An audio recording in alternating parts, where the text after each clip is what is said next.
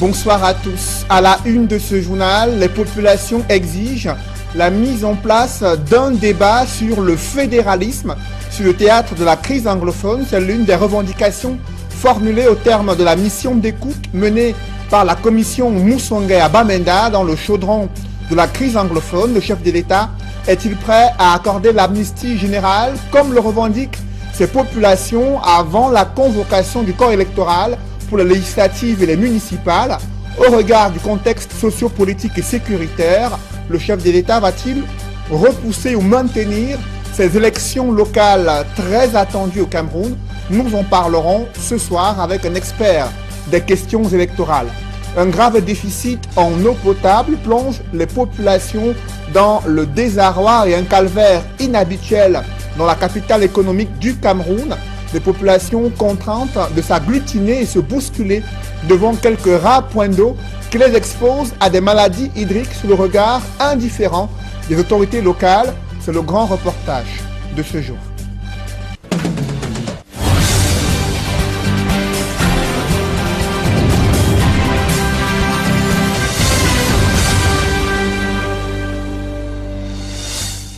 Merci de suivre cette édition complète de l'information sur Equinox Télévision. L'on en sait désormais un peu plus sur les revendications formulées par les populations au terme de la deuxième mission d'écoute menée par la commission en charge de la promotion du bilinguisme et du multiculturalisme. La commission a séjourné à Bamenda durant près d'une semaine. Il ressort que les populations souhaitent un débat public sur l'institution du fédéralisme au Cameroun.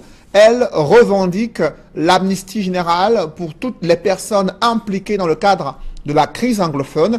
Elle souhaite un dialogue inclusif et sincère qui inclut également la leader des mouvements séparatistes installés à l'extérieur du pays. Ces différentes revendications ont été compilées dans le rapport de la commission Moussongué qui est adressé au chef de l'État. D'autres précisions dans ce reportage que signe Éric Martial Diomo.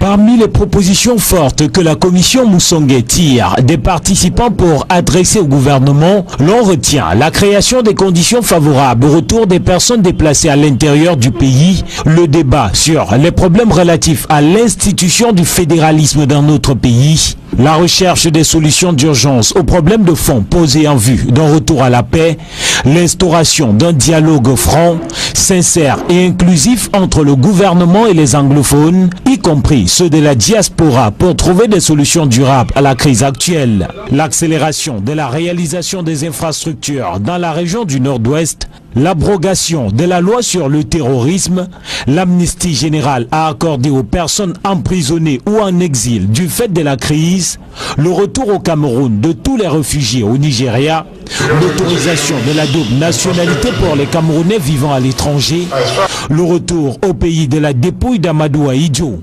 Ces propositions émanent des consultations menées par cette commission du bilinguisme et du multiculturalisme 2 jours durant à Bamenda. Sans tabou et sans crainte, les participants dans la salle du Presbyterian Church ou en audience ont évoqué toutes les questions liées à la crise anglophone et formulé ces solutions. Parmi les problèmes qui ont mené selon eux à la crise actuelle, ils ont cité la déformation de l'histoire politique du Cameroun, la mauvaise pratique du bilinguisme avec la prédominance du français, le chômage des jeunes diplômés, la corruption, le tribalisme, le népotisme ou encore la marginalisation des anglophones. Pour de nombreux participants, la balle est désormais dans le camp du gouvernement qui, selon eux, devrait prendre toutes les propositions en compte pour mettre fin à la crise actuelle qui secoue les régions du Nord-Ouest et du Sud-Ouest.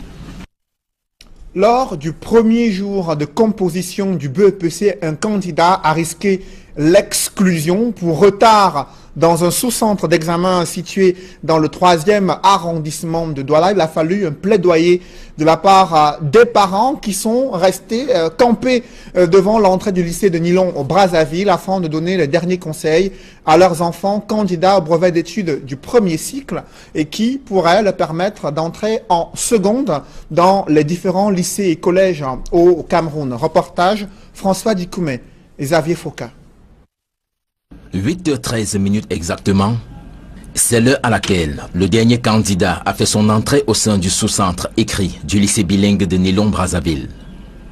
Élève en classe de 4e, il explique son arrivée tardive par le fait que c'est ce matin que son papa lui a dit qu'il devrait aller composer. Vraie ou fausse raison, on ne saurait vous le dire avec certitude. Il a été tout de même admis à rentrer en salle, rejoindre les autres candidats. Plusieurs parents ont effectué le déplacement pour diverses raisons. Les uns pour prodiguer les derniers conseils et booster le moral. Les autres pour exposer des problèmes de leurs enfants qui ont égaré leur carte scolaire ou dont les noms sont mal orthographiés. Vu les inquiétudes de ses parents, le chef du sous-centre rassure. Il peut y avoir peut-être des petits cas d'oubli de carte d'identité ou de récépissé, mais ça ne saurait poser un problème, c'est d'autant plus qu'on demande aux candidats.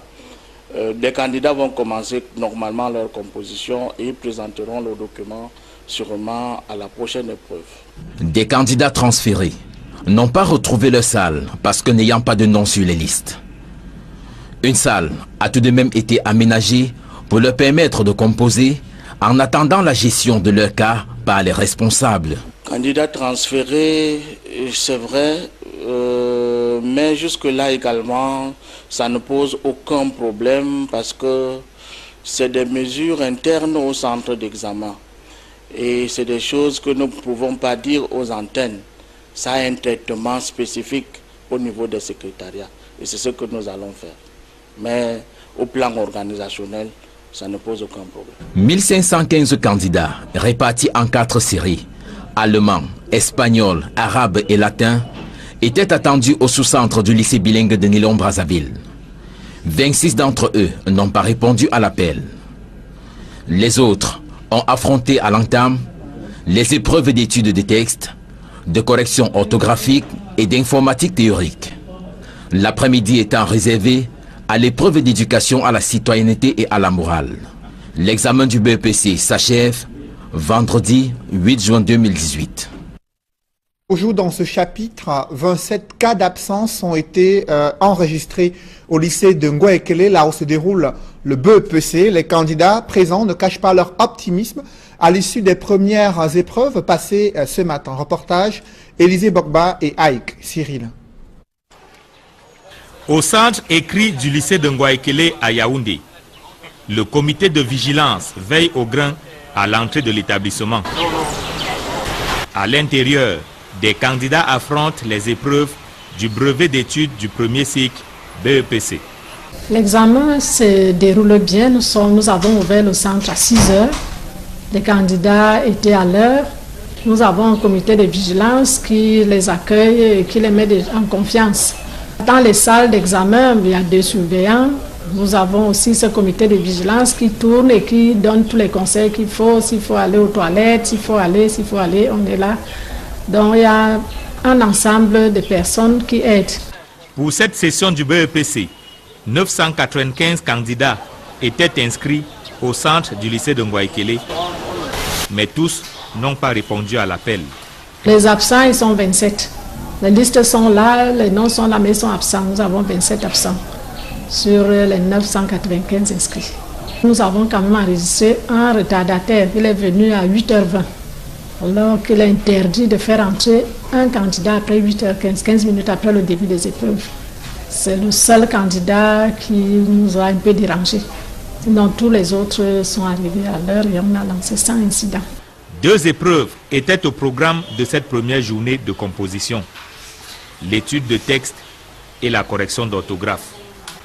Des épreuves abordables au dit des candidats. Les épreuves étaient bien, études de texte étaient bien, même correction orthographique. Là. Non, j'ai bien travaillé en correction orthographique et en études de texte, malgré qu'à la fin, bon, mais ça va aller.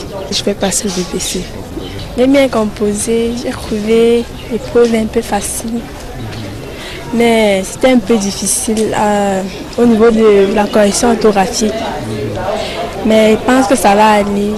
Je vais réussir mon examen. Le BEPC marque la fin des études du premier cycle.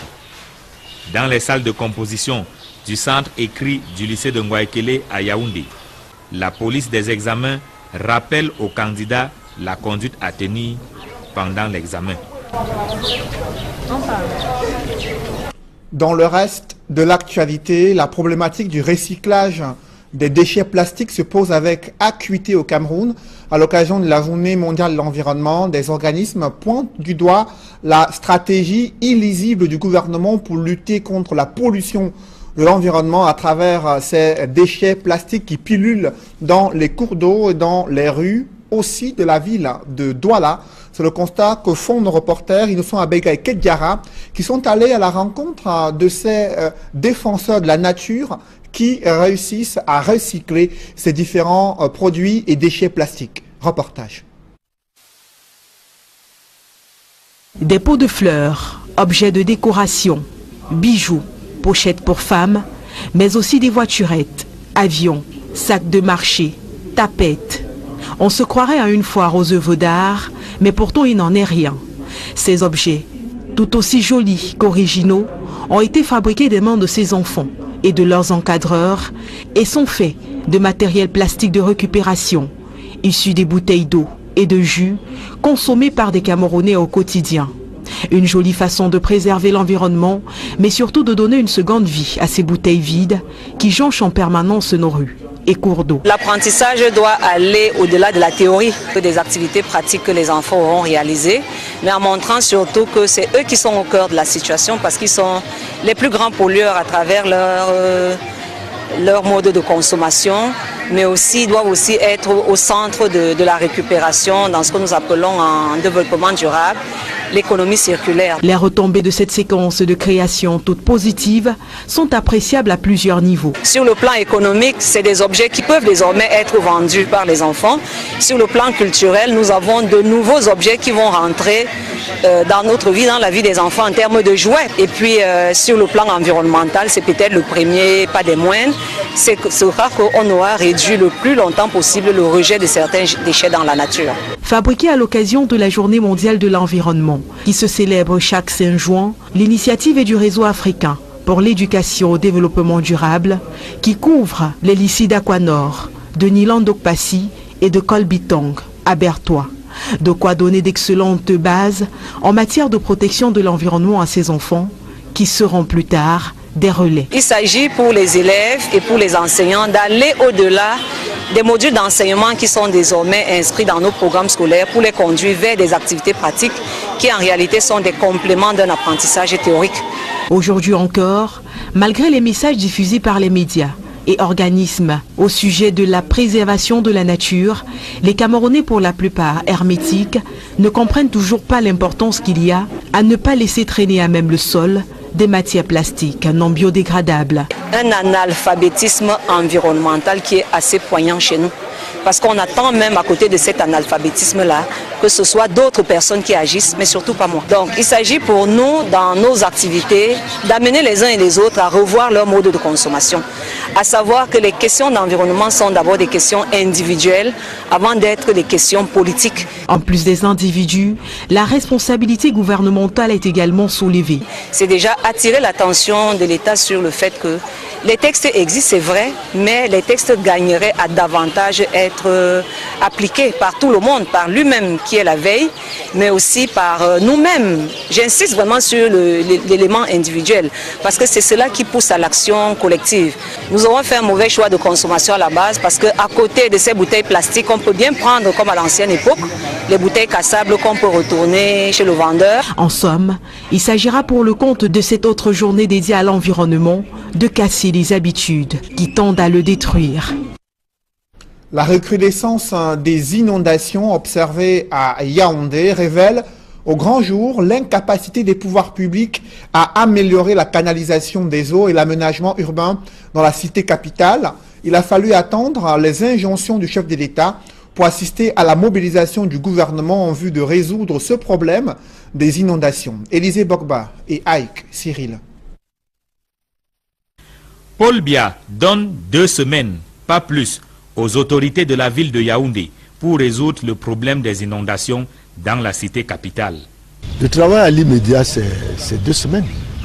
C'est 2 semaines et nous avons, n'est-ce pas, bon espoir que les propositions déjà faites et qui se passent sont les bonnes propositions. Nous allons également en faire d'autres pour que ce soit pérenne. Et nous allons tirer les conséquences de Yaoundé pour les autres villes.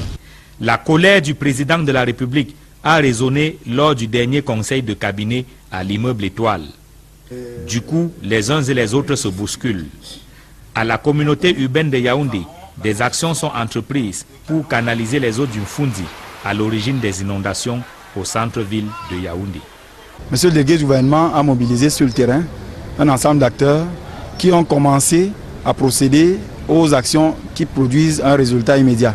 Il s'agit du curage autant des collecteurs souterrains que des caniveaux, etc. à l'effet justement d'arriver à évacuer les déchets qui s'accumulent chaque fois, de manière à enlever les terres qui sont chaque fois charriées dans les ouvrages de drainage. Ceci devrait permettre de produire un résultat immédiat parce qu'il faut relever que les collecteurs souterrains dans le centre-ville n'ont pas été curés depuis très longtemps. Mais pour se rassurer que les instructions de Paul Biya sont effectivement appliquées sur le terrain, le ministre du Développement urbain et de l'Habitat parcourt les différents chantiers engagés par la communauté urbaine de Yaoundé. Nous sommes descendus sur le terrain pour nous rendre compte de l'effectivité, n'est-ce pas, des actions qui sont menées après notre premier tour du vendredi, c'est-à-dire le curage de tous les lits de rivières, le curage des points qui bloquent l'écoulement des eaux. Pas plus tard que la semaine dernière, Yaoundé et particulièrement le centre-ville avaient les pieds dans l'eau.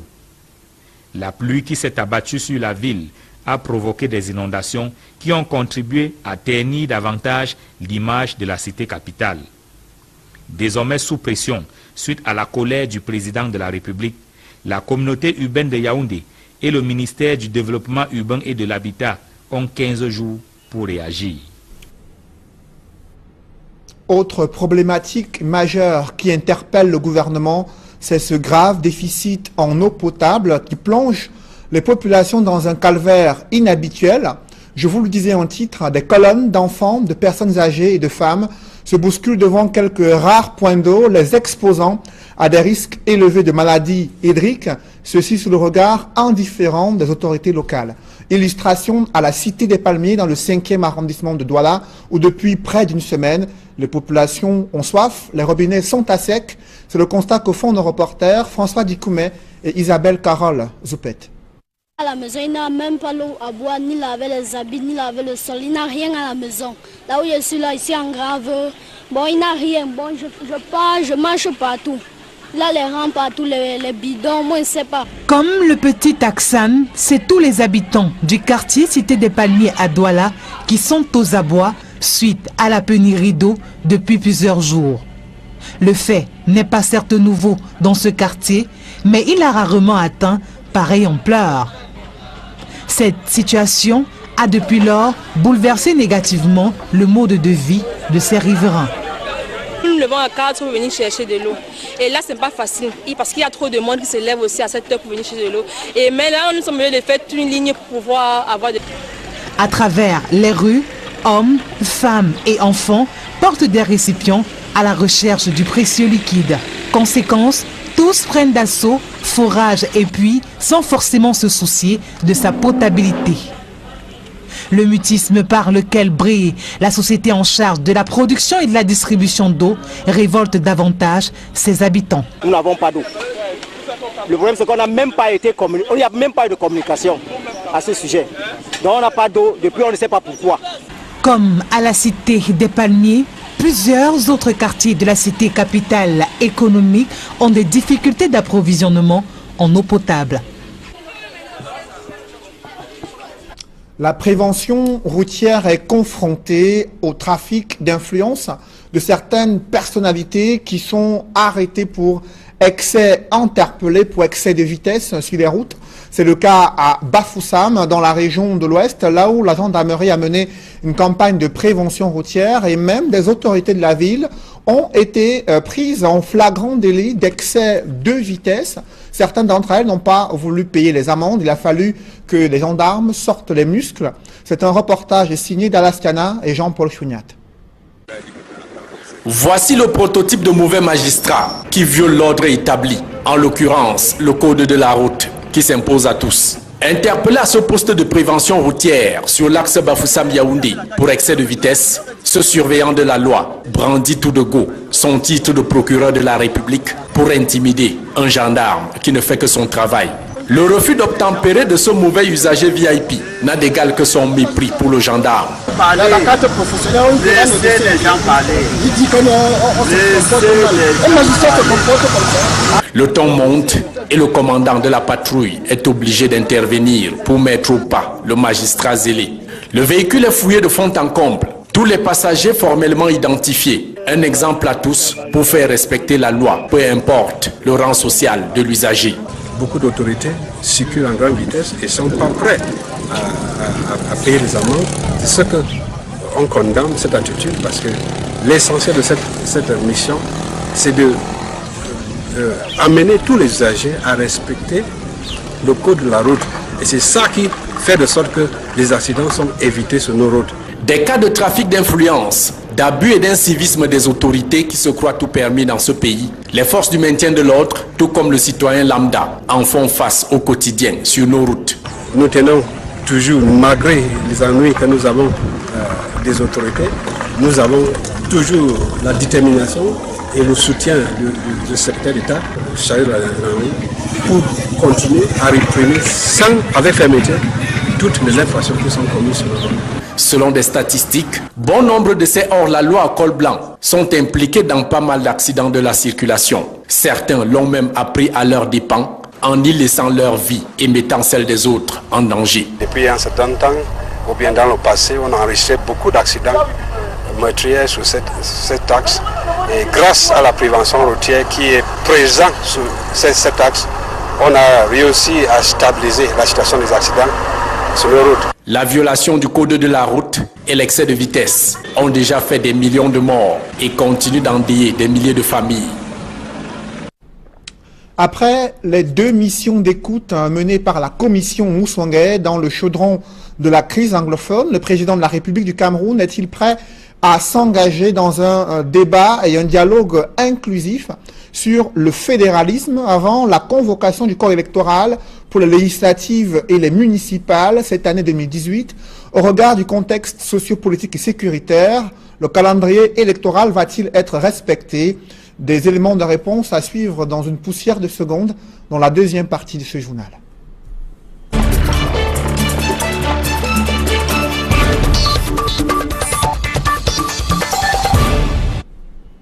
Je reçois sur ce plateau un expert des questions électorales, Barthélémy Comtuente. Bonsoir. Bonsoir Cédric. Nous sommes à quelques semaines d'une probable convocation du corps électoral pour les législatives et les municipales. Est-ce que vous pouvez déjà nous préciser ce qui se dessine sur le calendrier électoral, si on respecte les dispositions en vigueur? Tout à fait Cédric. Les téléspectateurs doivent savoir que l'on s'attend à la convocation du corps électoral pour 3 scrutins importants. Il y a les présidentielles, les législatives et les municipales, après les sénatoriales du mois de mars. Et la loi électorale prévoit que le président de la République doit convoquer chacun de ces scrutins 90 jours avant la date des élections. Or, nous savons que conformément au code électoral, l'élection présidentielle est attendue entre le 14 septembre et le 14 octobre. Cela suppose que le président de la République devrait convoquer le corps électoral entre le 16 juin et le 16 juillet. Par contre, les législatives sont prévues au plus tard le 19 septembre. Cela suppose que le président de la République devrait convoquer le corps électoral au plus tard le 21 juin. Les municipales, quant à elles, sont prévues au plus tard le 18 septembre. Cela suppose que le président de la République devrait convoquer le corps électoral au plus tard le 20 juin. Sur ces législatives et municipales, dont le corps électoral pourrait être convoqué d'ici le 21 juin, c'est-à-dire dans 3 semaines pratiquement, est-ce qu'il y a des dispositions qui permettent au chef de l'État de pouvoir proroger ou de maintenir ce calendrier? Tout à fait, la loi prévoit que le président de la République peut proroger le mandat des députés à l'Assemblée nationale et après consultation du président du Conseil constitutionnel et des bureaux du Sénat et de l'Assemblée nationale. De la même manière, il peut proroger de 18 mois maximum le mandat des conseillers municipaux après consultation du bureau du Sénat et du gouvernement. Donc voilà les dispositifs prévus par la loi. Donc il s'agit là d'importantes prérogatives que le président de la République peut tout simplement actionner, surtout que l'environnement actuel, comme vous venez de le dire, prête un peu à beaucoup de prudence. Pourquoi est-ce que cet environnement, selon vous, peut influencer ce calendrier électoral? Quels sont les éléments dont vous avez à votre disposition? Alors vous savez que pour organiser les élections, il faut d'abord avoir d'importantes ressources financières. Et il avait été prévu 50 milliards dans la loi des finances pour les élections de 2018. Mais 50 milliards, c'est des prévisions, ce n'est pas des disponibilités.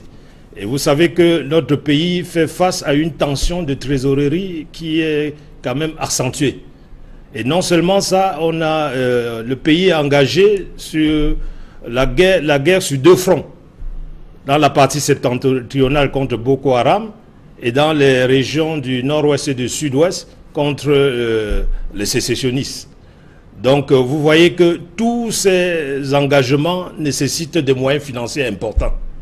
Et est-ce qu'on peut vraiment valablement organiser l'ensemble de ces scrutins dans un environnement un peu socio-économique trouble, où sur le plan social, il y a vraiment des difficultés et des menaces sur la sécurité des personnes et des biens?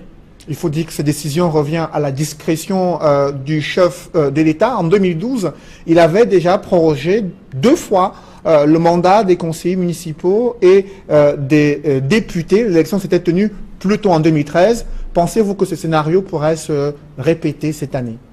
Moi, je pense tout à fait que de manière sage, le président devrait se cantonner plutôt à l'organisation du scrutin présidentiel.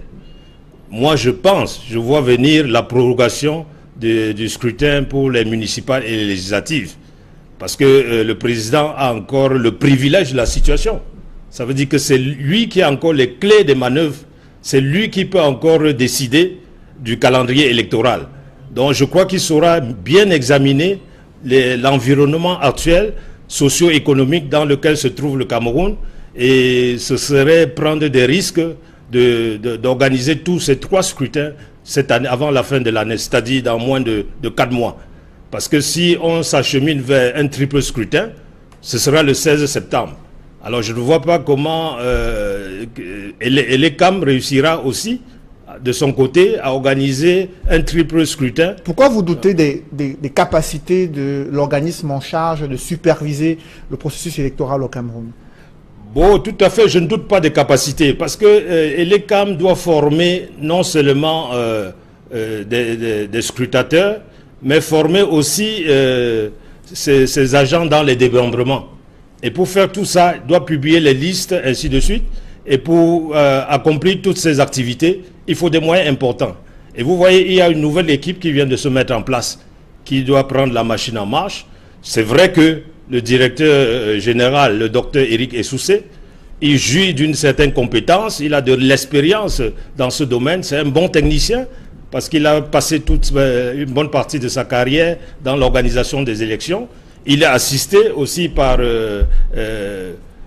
Abdourahmane, qui aussi... Abdou Karimou, qui est directeur général adjoint des élections. Qui est directeur général adjoint des élections et qui est un expert en questions électorales. Donc je ne doute pas de la compétence de cette équipe Mais est-ce que cette équipe aura les moyens nécessaires pour relever les défis?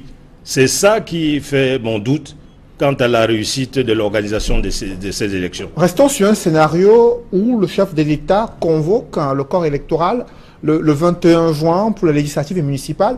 Qu'est-ce qui va se passer concrètement juste après, au cas où nous avons une convocation du corps électoral? Alors moi, si le chef de l'État convoque, moi ça m'étonnerait. Ça m'étonnerait parce que en ce moment, il n'y a aucune disposition qui permet au président de la République de proroger l'élection présidentielle. Non, je parle des législatives et des municipales. Au cas où il y a une convocation du corps électoral, quelles seraient les conséquences d'une telle décision du chef de l'État sur le processus électoral et sur le système en place? Justement, je marque mon étonnement parce que si le chef de l'État convoque les législatives et municipales au mois de septembre, qui doivent se dérouler au mois de septembre, ça veut dire que forcément, en octobre, il ne peut pas avoir des élections présidentielles. Parce que le calendrier prévoit que l'élection présidentielle doit se tenir au plus tard, le 14 octobre. Comment voyez-vous qu'on puisse organiser les législatives le 16 septembre et organiser la présidentielle au plus tard le 14 octobre? Moi, ça ne me paraît pas possible. Tout simplement parce que les résultats des élections législatives prennent un certain temps. Avant le 14, on ne pourra même pas encore avoir proclamé le résultat des législatives. Et je ne vois pas comment on pourra être en pleine campagne pour la présidentielle alors que les députés ne connaissent même pas encore leur sort.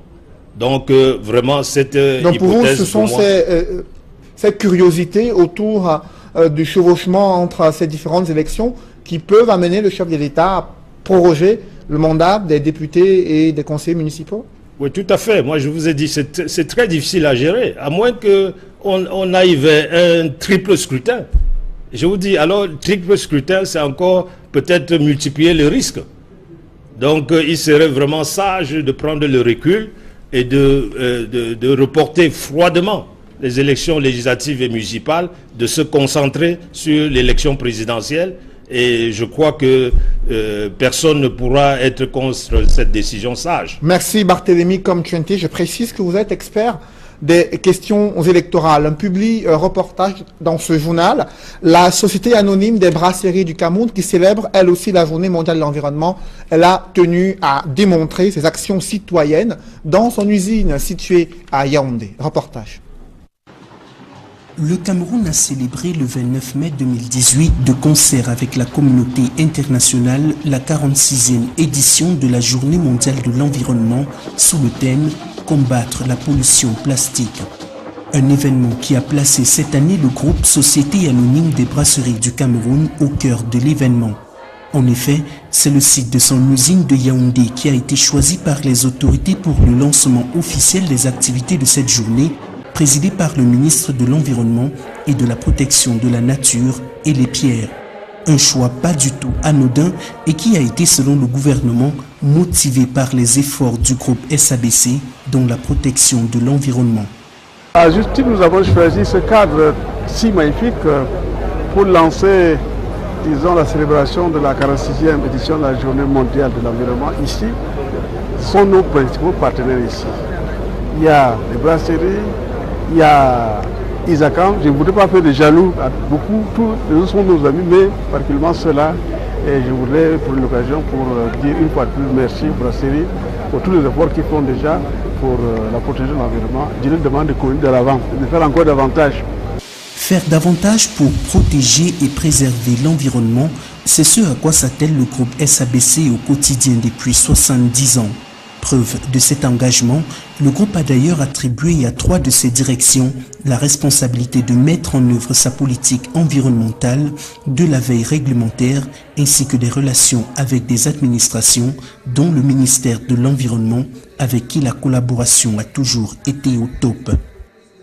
Nos relations avec votre ministère sont depuis toujours excellentes et la tenue de cette cérémonie en est la preuve si besoin était. Et nous avons conscience que cette confiance repose sur des engagements précis de notre part.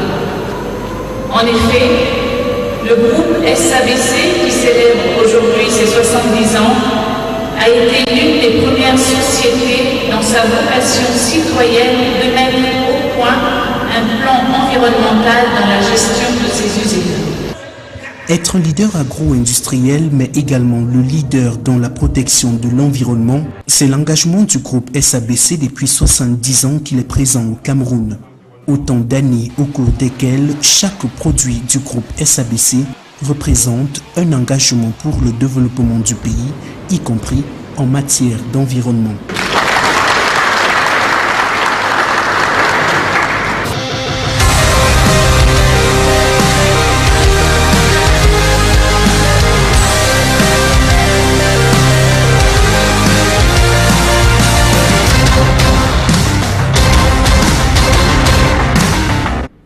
Mesdames, Messieurs, c'est la fin de ce journal. Merci de l'avoir suivi.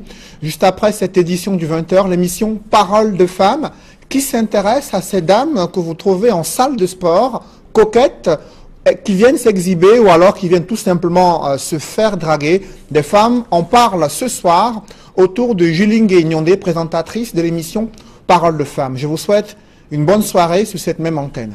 Pour de composition du BEPC, un candidat a risqué l'exclusion pour retard dans un sous-centre d'examen situé dans le 3e arrondissement de Douala. Il a fallu un plaidoyer de la part des parents qui sont restés campés devant l'entrée du lycée de Nilon au Brazzaville afin de donner les derniers conseils à leurs enfants candidats au brevet d'études du premier cycle et qui pourraient leur permettre d'entrer en seconde dans les différents lycées et collèges au Cameroun. Reportage François Dikoumé et Xavier Foucault. 8h13 exactement, c'est l'heure à laquelle le dernier candidat a fait son entrée au sein du sous-centre écrit du lycée bilingue de Nilon-Brazzaville. Élève en classe de 4e, il explique son arrivée tardive par le fait que c'est ce matin que son papa lui a dit qu'il devrait aller composer. Vraie ou fausse raison, on ne saurait vous le dire avec certitude. Il a été tout de même admis à rentrer en salle, rejoindre les autres candidats. Plusieurs parents ont effectué le déplacement pour diverses raisons. Les uns pour prodiguer les derniers conseils et booster le moral.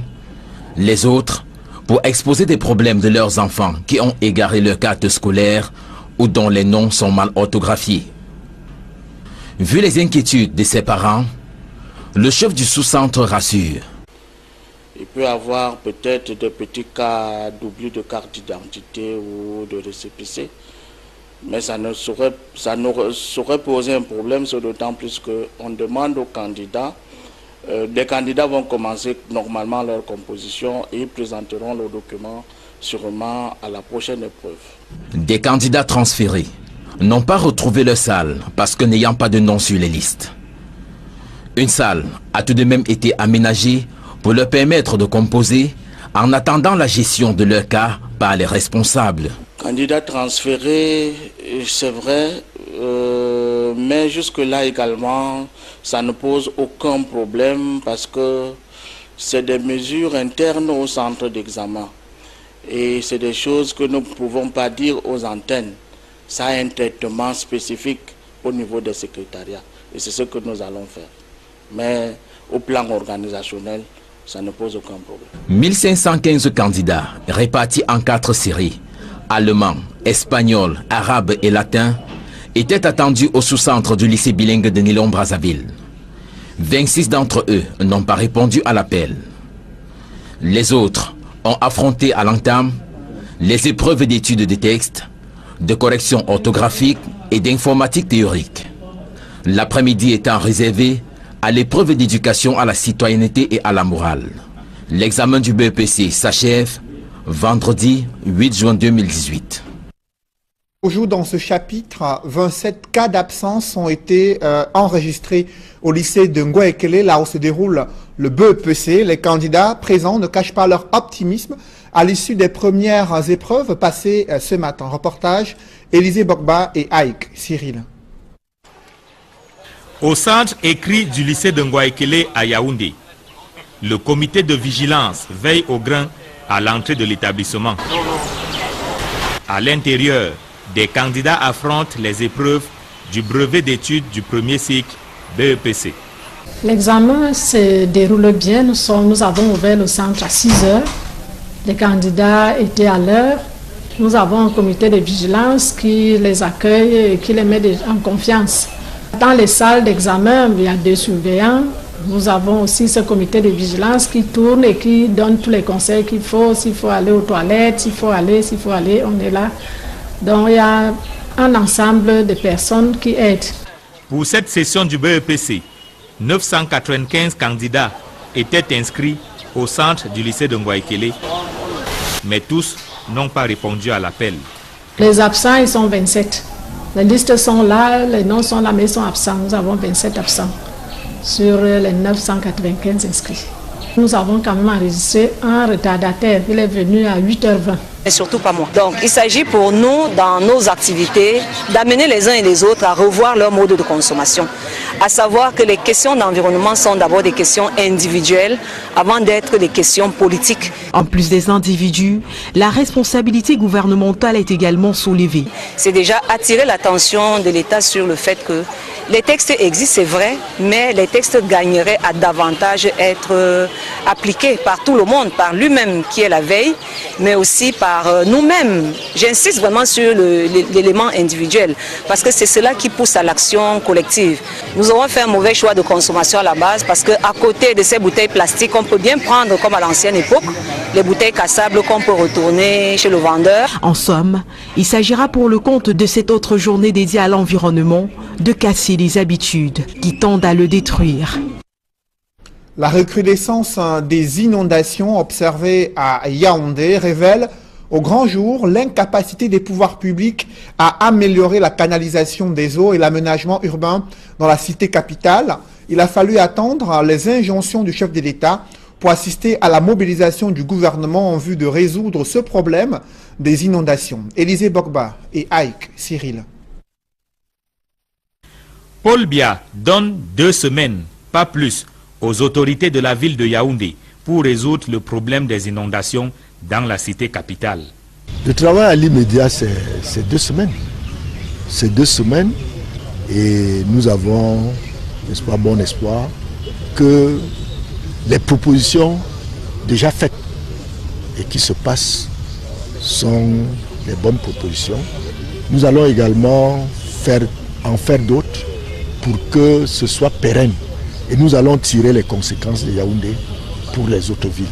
La colère du président de la République a résonné lors du dernier conseil de cabinet à l'immeuble Étoile. Du coup, les uns et les autres se bousculent. À la communauté urbaine de Yaoundé, des actions sont entreprises pour canaliser les eaux du Mfundi à l'origine des inondations au centre-ville de Yaoundé. Monsieur le délégué du gouvernement a mobilisé sur le terrain un ensemble d'acteurs qui ont commencé à procéder aux actions qui produisent un résultat immédiat. Il s'agit du curage autant des collecteurs souterrains que des caniveaux, etc. à l'effet justement d'arriver à évacuer les déchets qui s'accumulent chaque fois, de manière à enlever les terres qui sont chaque fois charriées dans les ouvrages de drainage. Ceci devrait permettre de produire un résultat immédiat, parce qu'il faut relever que les collecteurs souterrains dans le centre-ville n'ont pas été curés depuis très longtemps. Mais pour se rassurer que les instructions de Paul Biya sont effectivement appliquées sur le terrain, le ministre du Développement urbain et de l'Habitat parcourt les différents chantiers engagés par la communauté urbaine de Yaoundé. Nous sommes descendus sur le terrain pour nous rendre compte de l'effectivité, n'est-ce pas, des actions qui sont menées après notre premier tour du vendredi, c'est-à-dire le curage de tous les lits de rivières, le curage des points qui bloquent l'écoulement des eaux. Pas plus tard que la semaine dernière, Yaoundé et particulièrement le centre-ville avaient les pieds dans l'eau. La pluie qui s'est abattue sur la ville a provoqué des inondations qui ont contribué à ternir davantage l'image de la cité capitale. Désormais sous pression, suite à la colère du président de la République, la communauté urbaine de Yaoundé et le ministère du Développement urbain et de l'Habitat ont 15 jours pour réagir. Autre problématique majeure qui interpelle le gouvernement, c'est ce grave déficit en eau potable qui plonge les populations dans un calvaire inhabituel. Je vous le disais en titre, des colonnes d'enfants, de personnes âgées et de femmes se bousculent devant quelques rares points d'eau, les exposant à des risques élevés de maladies hydriques, ceci sous le regard indifférent des autorités locales.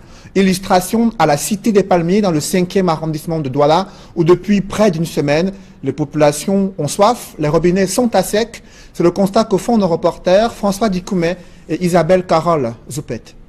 À la maison, il n'a même pas l'eau à boire, ni laver les habits, ni laver le sol. Il n'a rien à la maison. Là où je suis, là, ici en Graveux, bon, il n'a rien. Bon, je pars, je marche partout. Là, les rangs partout, les bidons, moi, je ne sais pas. Comme le petit Aksan, c'est tous les habitants du quartier Cité des Palmiers à Douala qui sont aux abois suite à la pénurie d'eau depuis plusieurs jours. Le fait n'est pas certes nouveau dans ce quartier, mais il a rarement atteint pareille ampleur. Cette situation a depuis lors bouleversé négativement le mode de vie de ces riverains. Nous nous levons à 4 heures pour venir chercher de l'eau. Et là, ce n'est pas facile parce qu'il y a trop de monde qui se lève aussi à 7 heures pour venir chercher de l'eau. Mais là, nous sommes obligés de faire une ligne pour pouvoir avoir de l'eau. À travers les rues, hommes, femmes et enfants portent des récipients à la recherche du précieux liquide. Conséquence, tous prennent d'assaut, foragent et puits sans forcément se soucier de sa potabilité. Le mutisme par lequel brille la société en charge de la production et de la distribution d'eau révolte davantage ses habitants. Nous n'avons pas d'eau. Le problème c'est qu'on n'a même pas été communiqué, il n'y a même pas eu de communication à ce sujet. Donc on n'a pas d'eau depuis on ne sait pas pourquoi. Comme à la Cité des Palmiers, plusieurs autres quartiers de la cité capitale économique ont des difficultés d'approvisionnement en eau potable. La prévention routière est confrontée au trafic d'influence de certaines personnalités qui sont arrêtées pour excès, interpellées pour excès de vitesse sur les routes. C'est le cas à Bafoussam, dans la région de l'Ouest, là où la gendarmerie a mené une campagne de prévention routière et même des autorités de la ville ont été prises en flagrant délit d'excès de vitesse. Certaines d'entre elles n'ont pas voulu payer les amendes. Il a fallu que les gendarmes sortent les muscles. C'est un reportage signé d'Alaskana et Jean-Paul Chouniat. Voici le prototype de mauvais magistrat qui viole l'ordre établi, en l'occurrence le code de la route qui s'impose à tous. Interpellé à ce poste de prévention routière sur l'axe Bafoussam-Yaoundé pour excès de vitesse, ce surveillant de la loi brandit tout de go son titre de procureur de la République pour intimider un gendarme qui ne fait que son travail. Le refus d'obtempérer de ce mauvais usager VIP n'a d'égal que son mépris pour le gendarme. La carte professionnelle, on laissez les gens parler. Il dit qu'on Le ton monte et le commandant de la patrouille est obligé d'intervenir pour mettre au pas le magistrat zélé. Le véhicule est fouillé de fond en comble. Tous les passagers formellement identifiés. Un exemple à tous pour faire respecter la loi, peu importe le rang social de l'usager. Beaucoup d'autorités circulent en grande vitesse et ne sont pas prêts à payer les amendes.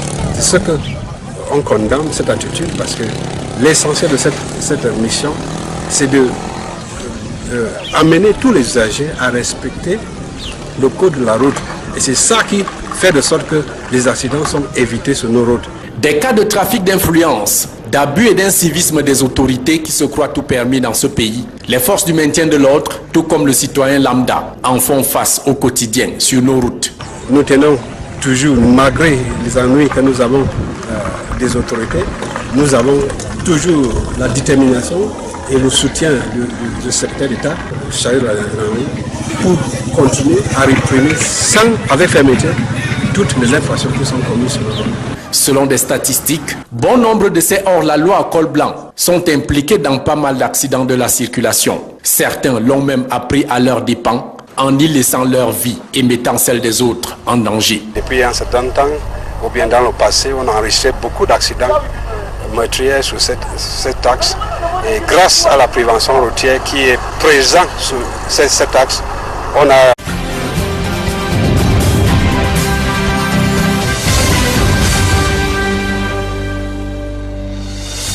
Bonsoir à tous. À la une de ce journal, les populations exigent la mise en place d'un débat sur le fédéralisme sur le théâtre de la crise anglophone. C'est l'une des revendications formulées au terme de la mission d'écoute menée par la commission Moussongué à Bamenda dans le chaudron de la crise anglophone. Le chef de l'État est-il prêt à accorder l'amnistie générale comme le revendiquent ces populations avant la convocation du corps électoral pour les législatives et les municipales? Au regard du contexte sociopolitique et sécuritaire, le chef de l'État va-t-il repousser ou maintenir ces élections locales très attendues au Cameroun? Nous en parlerons ce soir avec un expert des questions électorales. Un grave déficit en eau potable plonge les populations dans le désarroi et un calvaire inhabituel dans la capitale économique du Cameroun. Des populations contraintes de s'agglutiner et se bousculer devant quelques rares points d'eau qui les exposent à des maladies hydriques sous le regard indifférent des autorités locales. C'est le grand reportage de ce jour.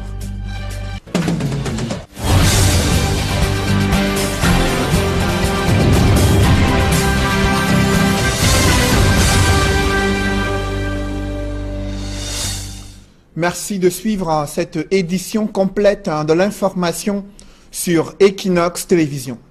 L'on en sait désormais un peu plus sur les revendications formulées par les populations au terme de la deuxième mission d'écoute menée par la commission en charge de la promotion du bilinguisme et du multiculturalisme.